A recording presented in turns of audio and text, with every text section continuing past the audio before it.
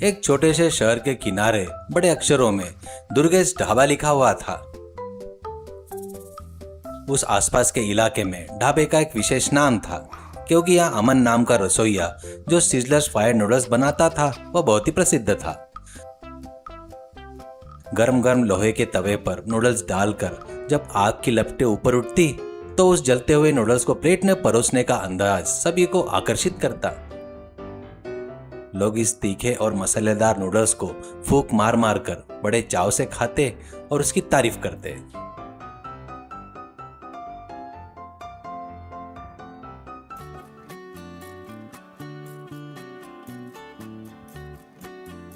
हालांकि ढाबे का मालिक दुर्गेश बेहद डरपोक स्वभाव का इंसान था। अगर कोई आकर उसे जोर से बात करता या उसे डरा धमकाता तो वह हाथ जोड़कर कांपने लगता। इसी वजह से उस इलाके का सबसे बड़ा गुंडा कल्लू मामा अपने चेले के साथ रोज ढाबे पर आता, दुर्गेश को डरा धमकाकर मुफ्त में खाना खाता और पैसे वसूल कर कर चला जाता। उसी तरह उस गांव का पुलिस कांस्टेबल ऋषभ भी बहुत बड़ा रिश्वतखोर था, इसलिए सब उसे रिश्वतखोर ऋषभ कहकर बुलाते।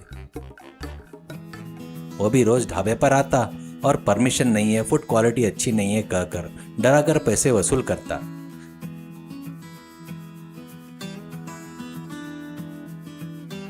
इस ढाबे में रसोई अमन बहुत सीधे और नरम स्वभाव का व्यक्ति था, लेकिन उसे बात बात पर काम से छुट्टी लेना, घर पर ही रहने की आदत थी।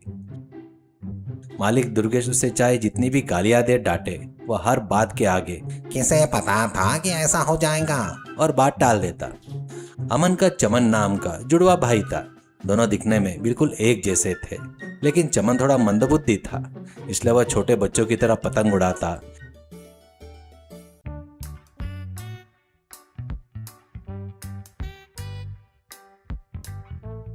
एक छोटे खिलौने की जीप बांधकर गलियों में खींचता। मंदबुद्धि होने के बावजूद चमन का स्वभाव अपने भाई की तरह सीधा या नरम नहीं था। वह बहुत गुस्सैल था, खास तौर पर अगर उसे कोई मंदबुद्धि या पागल कह देता तो उसे बेकाबू गुस्सा आ जाता। हाथ में जो भी चीज हो उसे सामने वाले पर फेंक कर लड़ाई पर उतर आना उसकी फितरत थी। एक दिन सुबह अमन हमेशा की तरह ढाबे पर न जाने के बजाय घर पर खर्राटे मारकर सो रहा था। उसी समय चमन अपनी साइकिल का टायर लेकर कमरे में आया। भाई को सोता हुआ देखकर उसने खुद से बात करना शुरू किया। अरे आज फिर से ढाबे पर न जाकर छुट्टी मारकर खर्राटे लेकर सो रहा है। अगर ऐसे ही रहा तो इसके मालिक दुर्गेश को बहुत गुस्सा आ जाएगा और वह इसे नौकरी से निकाल देगा। तब हमें घर में बिरयानी नूडल्स पकाने के लिए पैसे कौन देगा? क्या हम भूख से मर जाएंगे? हम दोनों जुड़वा है ना, दिखने में बिल्कुल एक जैसे है। इसकी जगह अगर मैं ढाबे पर जाकर नूडल्स बना दूं तो कोई पहचान नहीं पाएगा। अपनी बुद्धिमानी क्या है मैं आज दिखाता हूँ। चमन अपने भाई की तरह रसोई के कपड़े पहनकर सिर पर कैप लगाकर दुर्गेश ढाबे पर पहुंच गया। उसे देखते ही ढाबे का मालिक दुर्गेश सच में उसे अमन समझकर जोर से चिल्लाने लगा। अमन, तुम आज फिर से देर से आए हो। तुम्हारे वजह से कस्टमर वेट कर रहे हैं। मैं तुम्हें नौकरी से निकालने की सोच रहा हूँ, लेकिन ये नूडल्स तुम्हारे अलावा किसी को बनाना नहीं आते, इसलिए तुम बच गए। जल्दी से तवे पर आग जलाओ और नूडल्स तैयार करो। किसे पता था सर? हाँ, मतलब ठीक है सर, अभी आग जलाकर नूडल्स डालता हूँ, आप काउंटर पर जाकर बैठिए। चमन ने अनजान बनते हुए नूडल्स को कढ़ाई में डाला, आग तेज की और करची से उसे हिलाना शुरू कर दिया।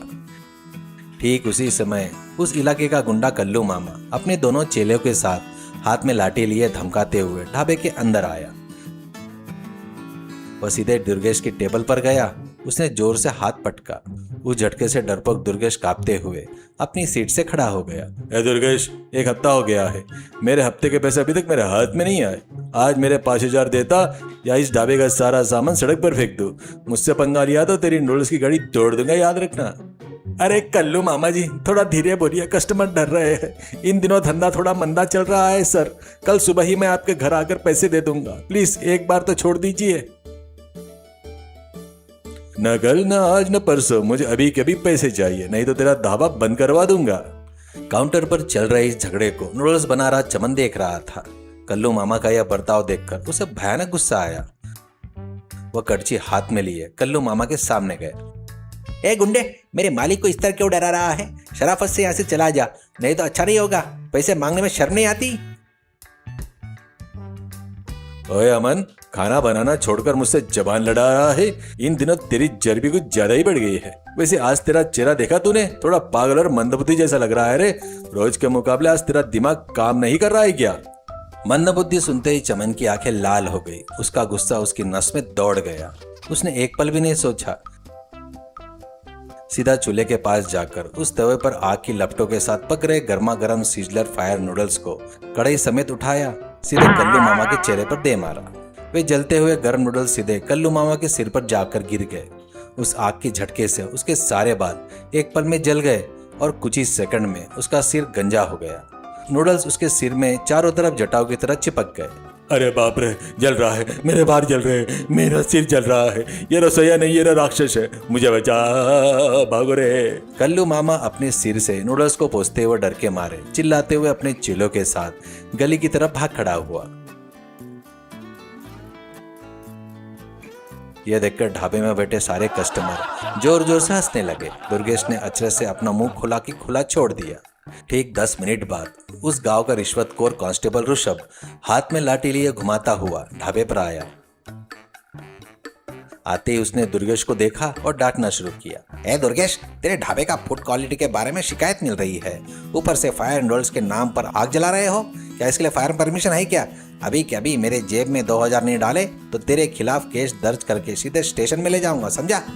चमन को इस कांस्टेबल की बातें सुनकर फिर से गुस्सा आया। उसने दूसरे तवे पर पक रहे जलते हुए नूडल्स को तैयार रखा। ए रिश्वतखोर पुलिस, तुझे फूड क्वालिटी अच्छी नहीं लगी? शराफत से यहाँ से चला जाता है या तुझे भी कल्लू मामा की तरह मुफ्त में गंजा कर दूं? ओए अमन, पुलिस से जुबान लड़ाता है? ऐसा लगता है तेरी मंदबुद्धि कुछ ज्यादा ही बढ़ गई है। पागल कहीं का, मुझे डराता है। फिर से मंदबुद्धि शब्द सुनते ही चमन खुद को रोक नहीं पाया।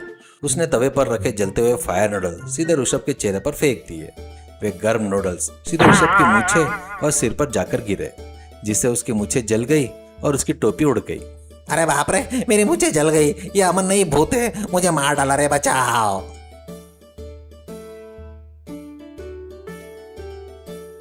ऋषभ भी डर के मारे कांपते हुए सीधे स्टेशन की तरफ भाग खड़ा हुआ।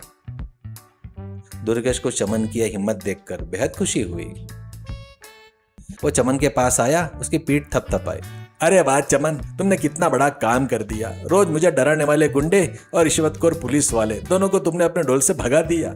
इतने दिनों तक मैं तुम्हें बहुत सीधा साधा समझता था, लेकिन तुम्हारे अंदर इतना दम है, आज से तुम्हारी सैलरी बढ़ जाती है। ठीक उसी समय असली अमन अपनी नींद से जागा और हड़बड़ाहट में भागता हुआ ढाबे के पास पहुंचा। उसने वहां चमन को देखा, फिर दुर्गेश को देखकर हाथ जुड़े। दुर्गेश जी, मुझे माफ कर दीजिए। आज सुबह मैं फिर से देरी से सोकर उठा था। किसे पता था कि ऐसा हो जाएगा।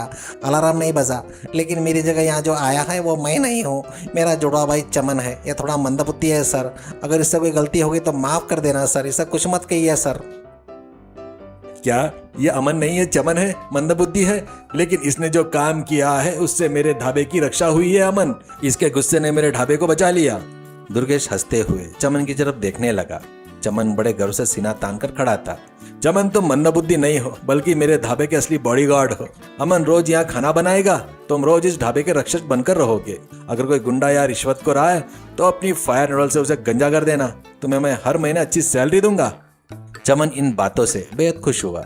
उसे अपनी बुद्धिमानी और ताकत साबित करने का मौका मिला, जिससे वह गर्व महसूस कर रहा था। उसके बाद दोनों भाई मिलकर दुर्गेश के ढाबे पर खुशी खुशी काम करने लगे और आनंदित रहने लगे। सीख: किसी इंसान की शारीरिक या मानसिक स्थिति को देखकर कभी उसे कम नहीं आंकना चाहिए और ना ही उसका अपमान करना चाहिए। हर किसी के भीतर एक विशेष शक्ति होती है। जब उसका सही समय पर और सही काम के लिए उपयोग किया जाता है तो वह समाज का भला करता है और उसे एक नई पहचान मिलती है।